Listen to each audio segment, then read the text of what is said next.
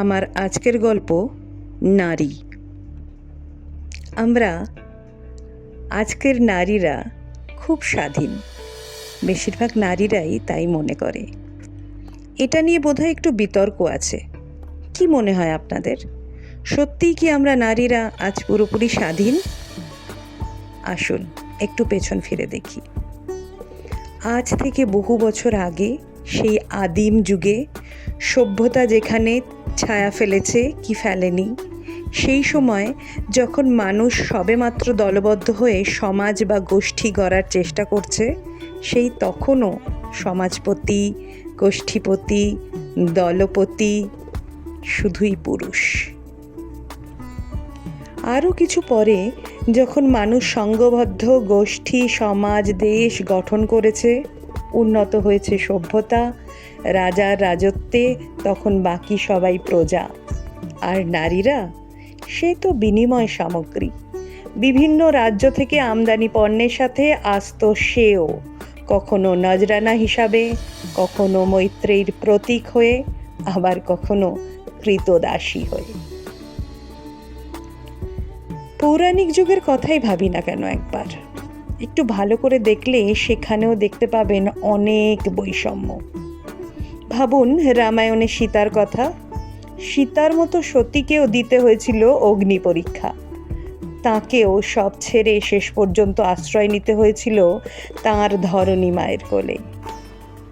আবার কইকেয়ীর ষড়যন্ত্রের শিকারও হতে হয়েছিল রাম সীতা দুজনকেই। মহাভারতের দ্রৌপদীর কথা ভেবে দেখুন তো একবার,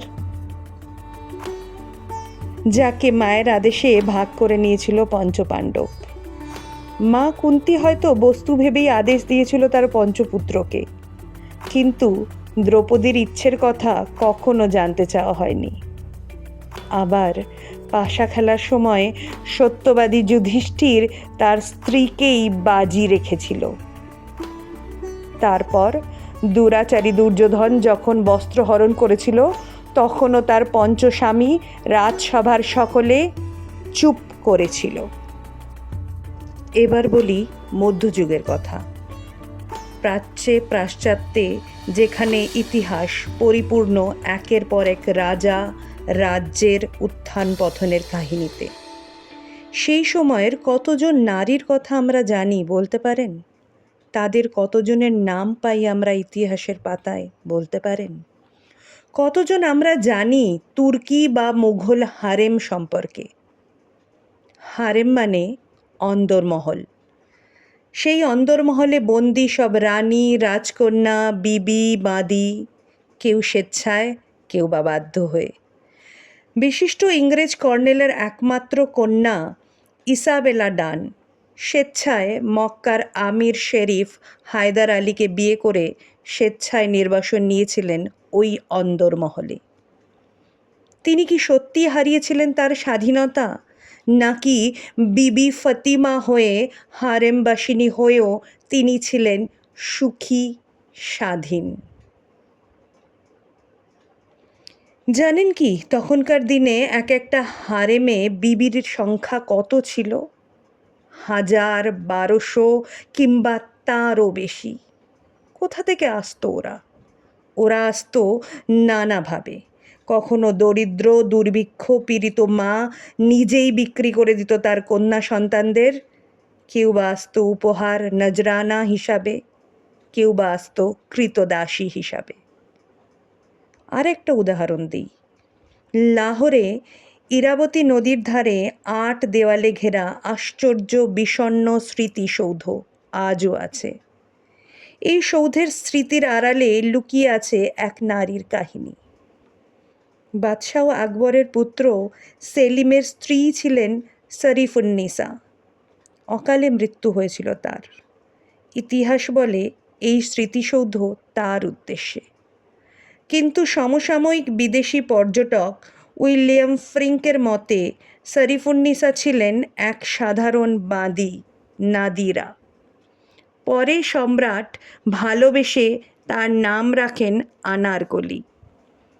আনারকলি যুবরাজ সেলিমের প্রেমে পাগল হয়ে ব্যভিচারিণী হন, আর তারই শাস্তি হিসাবে তাকে জীবন্ত কবর দেওয়া হয় এই ৮ দেওয়ালের নিরন্ধ্র সৌধটিতে। এই অবস্থারও অবসান হয় একসময়। কামাল পাশার নেতৃত্বে ১৯০৯ সালে তুরস্কে হারেম প্রথার অবসান হয়। শুরু হয় নতুন যুগ, নতুন জীবন সংগ্রাম। মুক্ত আকাশ সত্যিই কি তাকে দিল মুক্তির আভাস, নাকি আবার বন্দী হলো নতুন কোনো ফাঁদে? এবার বলি আধুনিক নারীর কথা।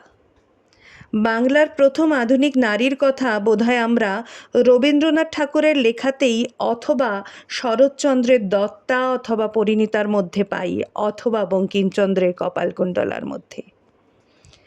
রবীন্দ্রনাথের বাঁশিওয়ালার সেই নারী, যে বাংলাদেশের সাধারণ এক মেয়ে, যার মধ্যে আছে সৃষ্টি আর বিদ্রোহ, আছে ভাঙা গড়ার প্রবল ইচ্ছে।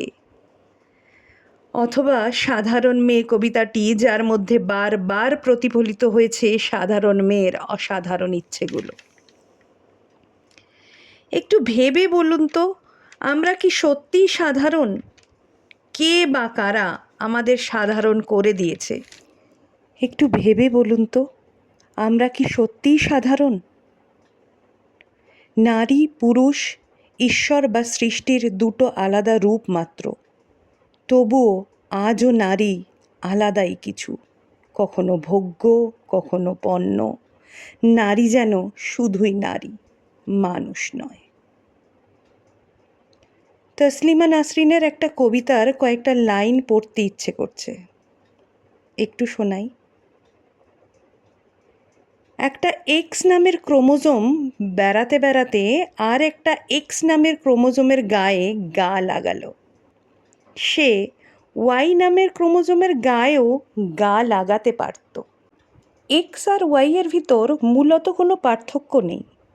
এ আর বি এর ভিতর নেই যেমন, অথবা আর বা এসের ভিতর। এ আর বি কেউ কারুর থেকে কম নয়। ও আর পির ওজন আর আয়তন কারুর চেয়েও কম নয়। এক্স আর ওয়াইও তেমন কারুর চেয়ে কম মূল্যবান নয়। সত্যি ভাবতে অবাক লাগে যে নারী না থাকলে সৃষ্টিই হতো না, অসম্পূর্ণ হয়ে যেত সব কিছুই।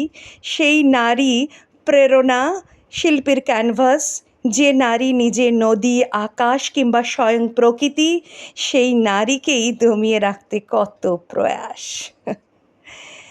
নারীর মাথায় ঘোমটা, হাতে চুড়ি, পায়ে নূপুর, কপালে সিঁদুর, বোকা মেয়েরা তাতেই খুশি, ভাবে সব কিছু তাদের জন্যেই। গরুর গলায় ঘণ্টা বাঁধা থাকে যাতে নড়াচড়া করলে আওয়াজ পাওয়া যায়। হাতের শিকল পায়ের বেড়ির রূপান্তর হয়েছে শুধুমাত্র। বদলেছে কতটুকু বলতে পারেন? বিজয়ী রাজা বিজিত রাজকন্যার কপালে পেরেক ঠুকে বিজয়ের নিশান এঁকে দিত। রাজকন্যার কপাল বেয়ে গড়িয়ে পড়ত রক্তের ধারা। তারই রূপান্তর আজকের সিঁদুর। পরাধীনতার হাজার চিহ্ন স্বেচ্ছায় সারা শরীরে বহন করে আছে আজকের নারী। ভীষণ খুশি, ভীষণ স্বাধীন, ভীষণ বোকা, নির্বোধ আজকের নারী।